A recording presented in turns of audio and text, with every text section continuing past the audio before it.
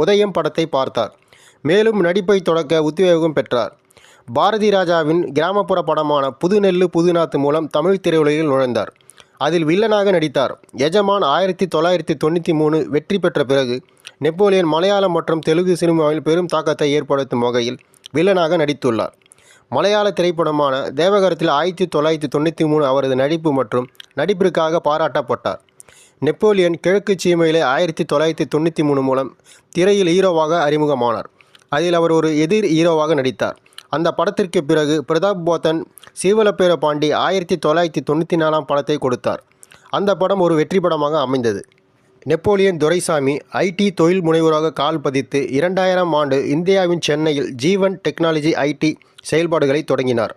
ஜீவன் தனது திறமையான வழிகாட்டுதலின் கீழ் உலகெங்கிலும் உள்ள நிறுவனங்களில் நம்பகமான தொழில்மற்ற கூட்டாளியாக மாற்றியுள்ளார்.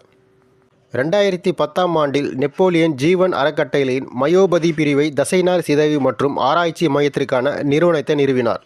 இது தமிழ்நாடு அறக்கட்டளை சட்டத்தின் கீழ் பதிவு செய்யப்பட்ட ஒரு லாப நோக்கற்ற அமைப்பாகும்.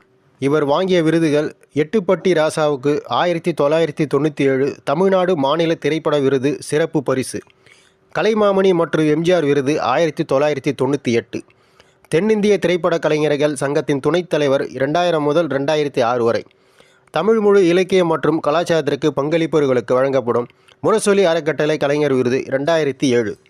இவர் நடித்த பல படங்களில் சில படங்கள்: 1991 புதுநெல்லு புதுநாட்டு, எம்ஜிஆர் நகர், சென்னை தாயி, 1992 முதல் சீதனம், 1900